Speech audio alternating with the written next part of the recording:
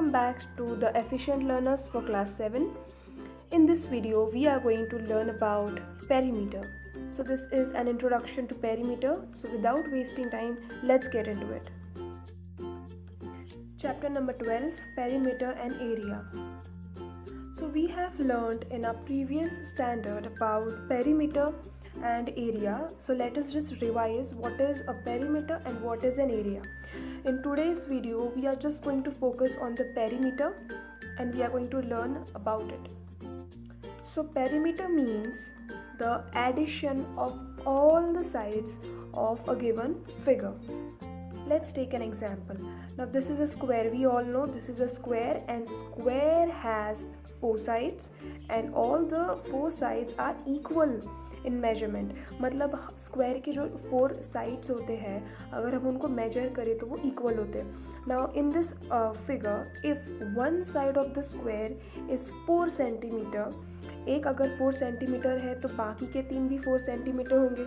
So to find out the perimeter of this figure we are going to simply add all the sides. हम लोगों को अगर इसका perimeter ढूंढना है तो सारे साइड्स को ऐड करना होगा. सो 4 + 4 + 4 + 4 will give us 16 centimetre. So the perimeter of this figure will be 16 centimetre. इस साल हमें पेरीमीटर ही फाइंड आउट करना है लेकिन फॉर्मूला कुछ दूसरा होगा. तो now to find out the perimeter of a square we are going to use the formula 4 multiplied by side. अब ये फॉर्मूला बना कैसे है तो 4 नंबर कैसे आया तो 4 कितने साइड्स कितने होते हैं स्क्वायर को 4, तो ये 4 आ गया. और 4 एक साइड का अगर हम मेजरमेंट जो है अब यही फिगर को अगर मैं 4 को एक साइड से मल्टीप्लाई करूँ 4 से मल्टीप्लाई करूँ, साइड है 4 सेंटीमीटर, तो 4 × 4 विल गिव अस 16 सेंटीमीटर. तो हमारा पेरीमीटर जो है ये 16 सेंटीमीटर आ गया. This means the formula used is different but the answer is not going to change. तो सिर्फ हमें फॉर्मूला दूसरा यूज़ करना है, बाकी तो आंसर हमारा वैसे ही आने वाला है. Now this is a rectangle. We all know जो रेक्टेंगल होता है उसके जो अपोजिट साइड्स होते हैं they are always equal. So the length and the breadth are always equal in size. सो हम लोग अगर पहले इसका फॉर्मूला कैसे फाइंड आउट करते थे we use to simply add it. Now in this figure in this rectangle ABQD the measure of side AB is 7 centimeter and side BQ is 4 centimeter. So अगर BQ 4 है that means AD will also be 4 because opposite side है, breadth will be equal. And if side AB is 7 centimeter side DQ will also be 7 centimeter. ये हमें पता ही है. इसका perimeter ढूंढने के लिए हम पहले कैसे करते थे हम सबको ऐड कर देते थे. अब हमें सेम ही पेरीमीटर ढूंढना है लेकिन फॉर्मूला डिफरेंट यूज़ करना है. So the formula that we are going to use is perimeter of a rectangle equals to 2 multiplied by length plus 2 multiplied by breadth.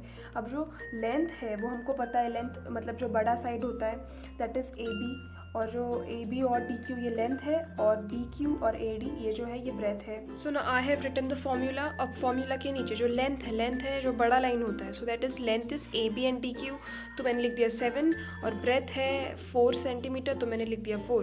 So 2 7s are 14 and 2 4s are 8. So 14 plus 8 will give us 22 centimeter. That means the perimeter of this rectangle is 22 centimeter. So simply we just have to write the formula and then we have to substitute it. If you want to recheck whether the answer that we have got is correct or not, then you can just simply add all the sides of the rectangle. आप सारे जो sides हैं अगर आप उनको add भी करोगे तो डायरेक्ट आंसर आपको 22 मिलेगा. तो हमारा जो आंसर है पेरीमीटर हम दोनों मेथड में से कोई भी मेथड में करें तो it is not going to change. But हमें जो फॉर्मूला हमारे टेक्स्ट बुक में हमें वो यूज़ करके फाइंड आउट करना है. That is why we will be using this formula that I have taught you right now. Let's take few examples to understand it. So the figure that you can see on your screen right now is a square and one side of the square is 6 centimeter. अभी हमने square का formula सीखा था perimeter of a square equals to 4 × side. तो एक side उसका 6 centimetre है तो अब हमें सब्स्टिट्यूट करना है. तो मैंने लिख दिया perimeter of a square equals to 4 × side. 4 × side कितना है 6 centimetre. So 4 multiplied by 6 that will give you 24 centimeter. So that means the perimeter of this figure is 24 centimeter. Now let us find out the perimeter of this rectangle. So the perimeter of the formula to find out the perimeter of a rectangle is 2 into length plus 2 into breadth. L लिख दिया है short form में मैंने because L का मतलब है length, B का मतलब है breadth. So 2L plus 2B मतलब 2 into length plus 2 into breadth. Okay. So in this rectangle TUBE, the length longer side is UB, उसका दिया है 8 cm. The breadth TU is given 1 cm. So if side TU is 1 cm, so that means side EB will also be 1 cm. And if UB is 8 cm, so TE will also be 8 cm. Now we have written the formula. Perimeter of a rectangle is 2 into length plus 2 into breadth. So in this way we are going to substitute 2 into length. Length कितनी है 8 cm और breadth कितना है 1 cm. So 2 multiply by 8 plus 2 multiply by 1. So 2 8s will be 16 plus 2 1s will be 2. So 16 plus 2 will be 18 cm. So the perimeter of this figure TUBE is 18 cm. सिर्फ ये जो दो geometrical shapes है that is square and rectangle, ये दोनों ऐसे shapes हैं जिनके अलग से फॉर्मूला है.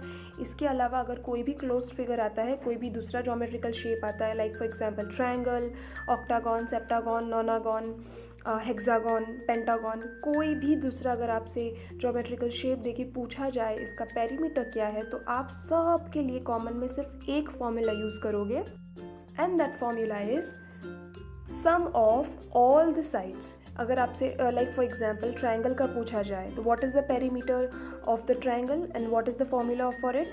सो you are going to say the perimeter of a triangle equals to sum of all sides.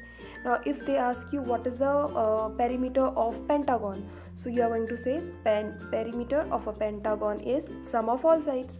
In the same way septagon, hexagon, sum of all sides. sum का मतलब है एडिशन, सारे जितने भी उसके साइड्स हैं उनका एडिशन आपको उनका पेरीमीटर देगा.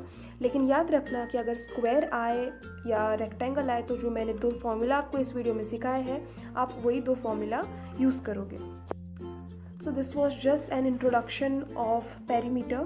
बहुत से लोगों का मैथ्स में ये पेरीमीटर जो टॉपिक था वो क्लियर नहीं था, बेसिक में प्रॉब्लम था, इसलिए मैंने ये इंट्रोडक्शन वाला वीडियो बनाया.